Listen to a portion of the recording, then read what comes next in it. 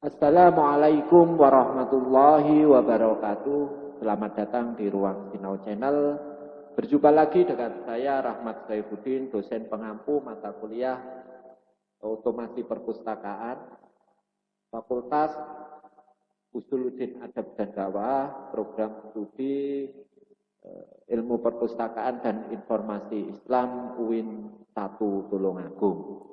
Oke teman-teman, pada video ini saya akan memberikan tambahan materi pada pertemuan yang kelima dan keenam yang telah Anda diskusikan, yakni mengenai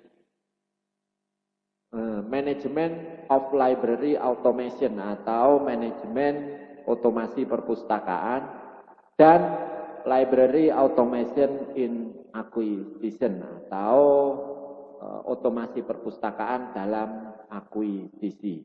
Oke, berbicara tentang sebuah manajemen perpustakaan, tentunya dalam pikiran kita pasti terpikir bagaimana menata atau mengatur sedemikian rupa sehingga perpustakaan tersebut bisa dikontrol, bisa digunakan dan bisa dicek ya, bisa beroperasi. Jadi contohnya pada gambar ini ya, pada manajemen atau penataan, manajemen sebenarnya penataan suatu perpustakaan itu ada self management, ini manajemen tentang koleksi ya, buku-buku, terus ada backdrop, ini pencarian, self check in out ini biasanya absensi, terus book drop ini pencarian buku, check in out service ini biasanya pelapor kepada pustakawan, tagging ini penandaan, ini secara umum ya, secara umum dalam suatu perpustakaan. Jadi kurang lebih alurnya seperti pada gambar ini. Nah, pada grafik atau gambar yang selanjutnya ini menggambarkan tentang library automation secara garis besar. Jadi di situ ada pencarian buku, ada asset security, ada pengkategorian juga, itu issues book and enter other detail ini biasanya lebih ke katalogisasi, terus penambahan dan manajemen buku, terus ketersediaan, selanjutnya ada detail, ada harga dan pembelian. Kalau dalam perpustakaan biasanya ada peminjaman. Ini mengenai manajemen otomasi perpustakaan secara garis besar. Oke, selanjutnya akuisisi. Nah, akuisisi dan manajemen ini sebenarnya dua hal yang tidak bisa terlepaskan. Untuk akuisisi, ini versi SDLC dalam software development life cycle, dalam pengembangan sebuah software itu seorang development harus melakukan beberapa step. Yang pertama yaitu mendefinisikan elemen yang diperlukan untuk suatu sistem.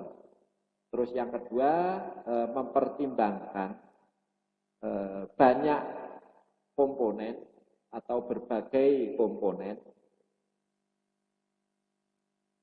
seperti security level atau tingkat keamanan, modul, arsitektur, antarmuka atau interface, dan tipe data atau jenis data yang didukung atau support dengan sistem tersebut.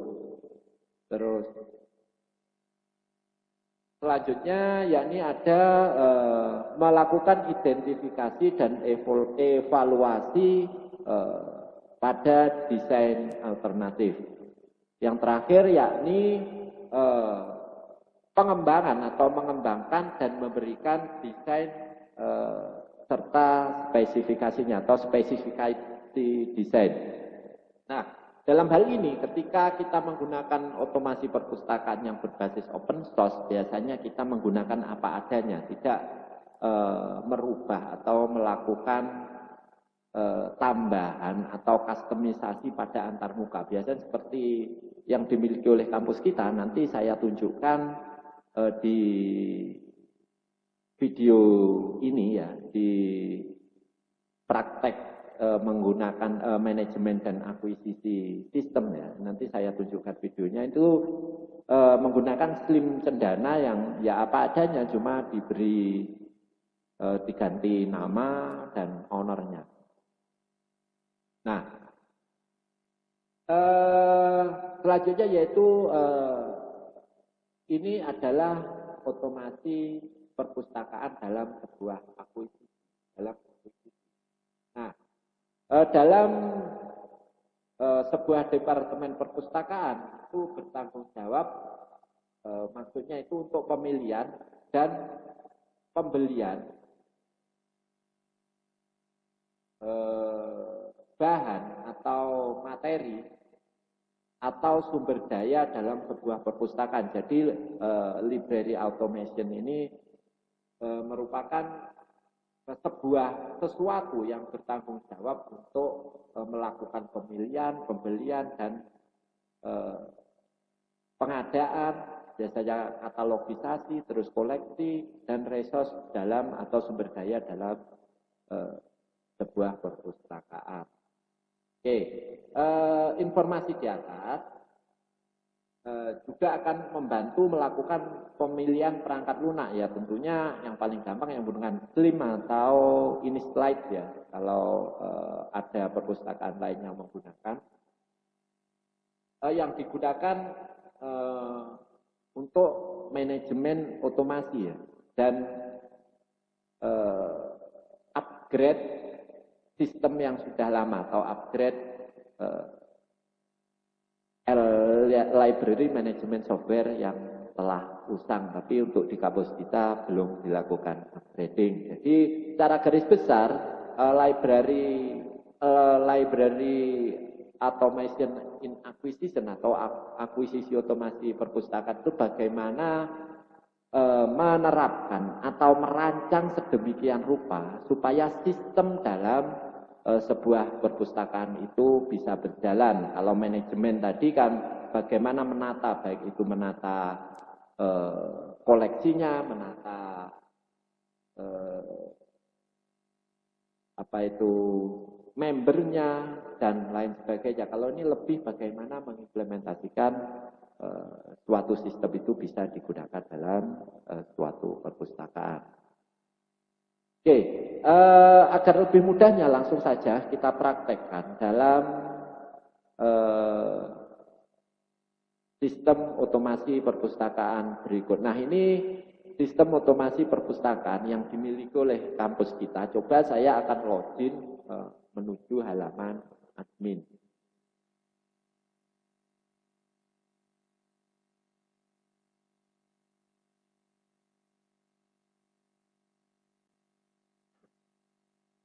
Oke, ini agak berat ya untuk servernya, kemungkinan masih menggunakan server yang usang ya. Jadi untuk otomasi perpustakaan di kampus kita masih agak berat. Oke, berbicara tentang manajemen ini, biasanya dalam manajemen itu ada ini bibliografi, sirkulasi ini kita katakan sebagai manajemen, bagaimana mengatur atau mengontrol segala sesuatu yang ada dalam sebuah sistem otomasi ini. Misalnya manajemen bibliografi, terus manajemen keanggotaan, master file, dan lain sebagainya. Ini contohnya ya, ini misalnya ada sirkulasinya, ini sirkulasi ini berhubungan dengan keluar masuknya buku ya. Ini ada kendali terbitan berseri, ini kalau kita ngomong terbitan berseri. Jadi manajemen anggota ya, ada ada apa, daftar anggota, daftar peminjam, sejarah peminjaman jatuh tempo ini berbicara tentang manajemen. Jadi untuk mengerjakan ini nggak cukup 1 atau 2 hari ya, karena ada berbagai aspek yang dipertimbangkan. Ini contohnya manajemen koleksi ini diklasifikasikan menjadi beberapa kelompok. Ini masih loading ya. Nah, ada tesis, terus ada buku cetak, terus ada disk, ada kaset, dan lain sebagainya. Ini salah satu manajemen koleksinya. Jadi ada manajemen anggota, sistem pelaporan ini salah satu bentuk manajemen. Pokoknya sesuatu yang ditampilkan ini adalah manajemen otomasi. Selanjutnya yaitu tentang akuisisi. Nah, akuisisi ini kalau dalam sistem ini, akuisisinya ya menerapkan SLIM untuk digunakan sebagai sistem otomasi yang kita gunakan. Jadi akuisisinya lebih kepada itu, serta resource yang dimiliki masuk juga nanti ke koleksi ya. Koleksi kalau dalam manajemen bagaimana mengklasifikasikan, tapi kalau ini bagaimana menambah koleksinya atau memanfaatkan koleksi yang ada di dalam sistem ini. Itu masuk kategori akuisisi.